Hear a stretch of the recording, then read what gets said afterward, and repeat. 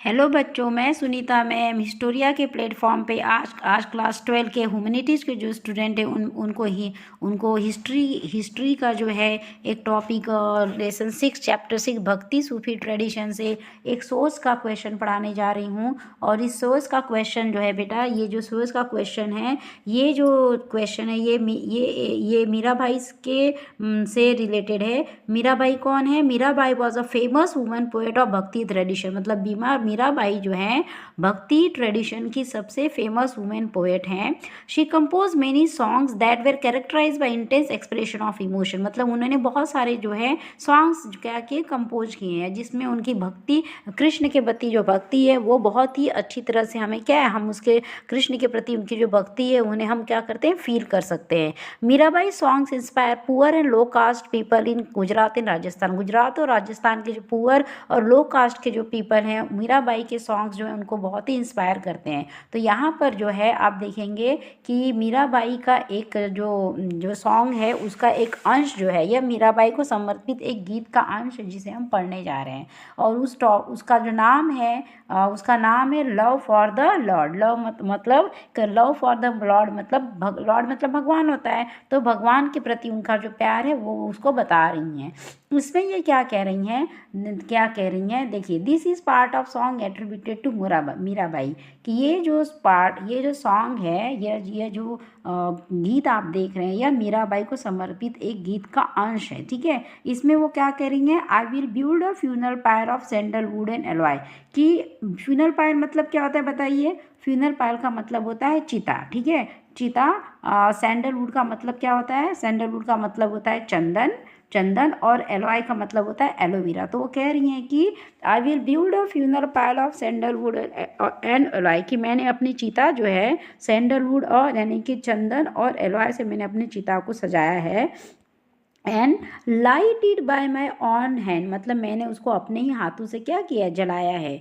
When I burn away to the cinder, मतलब when I burn away to the cinder. Cinder मतलब क्या होता है, क्या होता है बताइए? सिंडर मतलब होता है राख। तो वो कह रही हैं कि जब मैं जलकर वो कह रही हैं कि जब मैं जलकर राख हो जाऊंगी, smear this ash upon your limb. Smear this ash upon your limb. Ash का मतलब क्या होता है? ऐश का मतलब क्या होता है? राख होता है। ठीक है, और स्मीयर मतलब क्या होता है? लगाना। लिम मतलब क्या होता है? लिम का मतलब होता है शरीर। कि वो कह रही हैं कि जब मेरी चिता जलकर राख हो जाएगी तो आप क्या करेंगे, मेरा ये जो राख है ना, इसको अपने शरीर पर आप लगाइएगा। ठीक है, let flame be lost in flame, मतलब जिस तरह से चिता के लपटे एक लपट दूसरे लपट के अंदर विलीन हो जाती हैं, हो जाती हैं। ठीक है, ऐसा होगा, मतलब एक लपट के अंदर दूसरी लपट जिस तरह विलीन हो जाती है, इसी तरह हमारा जो शरीर है ये भी एक दिन क्या होगा, ये भी एक दिन राख में विलीन हो जाएगा। In another word she saying, एक अन्य पद में वो क्या कहती हैं ना, एक और अन्य पद में, what can Mewar ruler do to me. यहाँ पे कह रहे हैं कि मेवाड़ का शासक मेरा क्या बिगाड़ेगा। See if God is angry all is lost. अगर मेरे भगवान जो हैं वो अगर मुझसे खफा हो गए, नाराज हो गए, तो मेरा तो सब कुछ ही क्या होगा, तो मेरा तो सब कुछ ही ना मिट जाएगा। व्हाट कैन, मतलब ये ऐसा क्यों कह रही हैं कि वो यहाँ पे वो कृष्ण के प्रति कह रही हैं कि मैं संसार एक तरफ हो जाए, ठीक है, लेकिन मैं क्या है, मैं कृष्ण के प्रति अपनी भक्ति को कम नहीं करूँगी।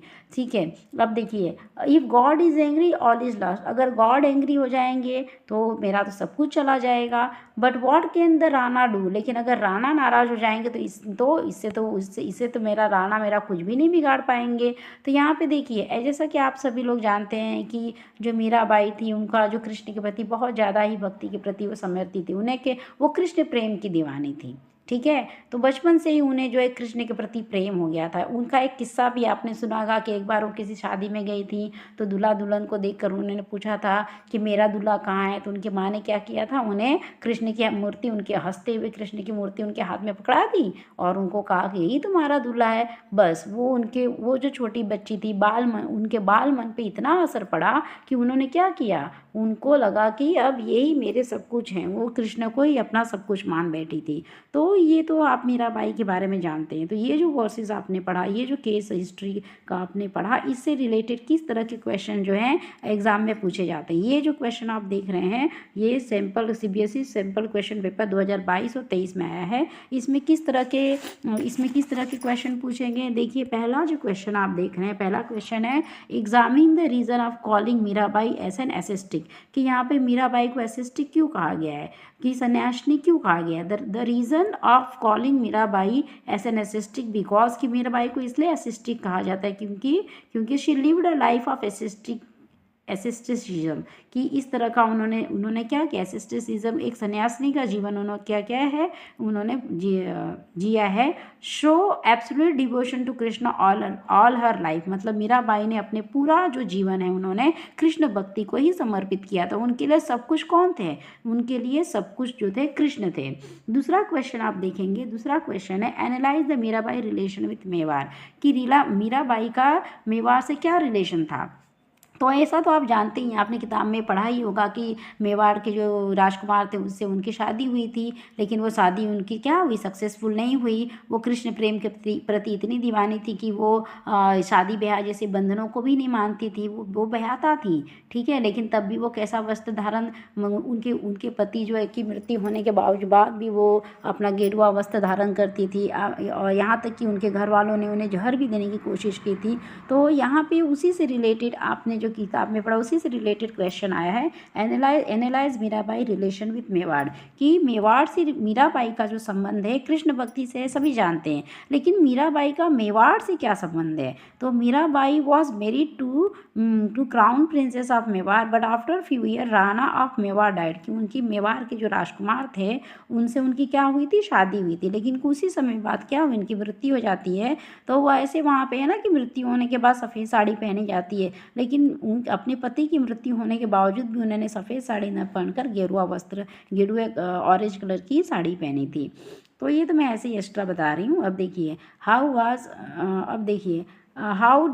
वाज मीराबाई, थर्ड क्वेश्चन है how was Mirabai unique among the poets saint of Bhakti movement, कि मीराबाई भक्ति मूवमेंट में एक अलग पहचान मीराबाई की क्यों है भक्ति मूवमेंट में। तो Mirabai was unique among bhakti saint among the poets and of the bhakti movement owing to her, first of all क्या था उनका सोशियो इकोनॉमिक बैकग्राउंड, कि मीराबाई का जो सोशियो इकोनॉमिक बैकग्राउंड था, ठीक है, she as well as her gender, कि साथ साथ में वो क्या है, उनका जो जेंडर था, जेंडर की वजह से भी एक अलग पहचान है कि वो वुमेन पोएट हैं, वो ये पोएट सेंट है। Even after being born as princess she opted for the life of a saint, मतलब कि वो एक प्रिंस, एक राजकुमारी के रूप में भी पैदा होने के बावजूद भी उन्होंने क्या किया, अपना पूरा जीवन जो है एक सन्यासिनी का जीवन उन्होंने क्या किया है, गुजारा है।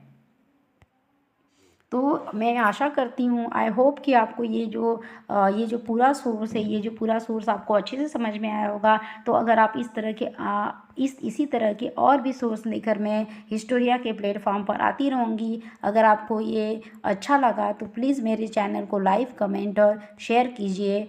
मिलते हैं अपने नेक्स्ट लेक्चर में। Okay, bye.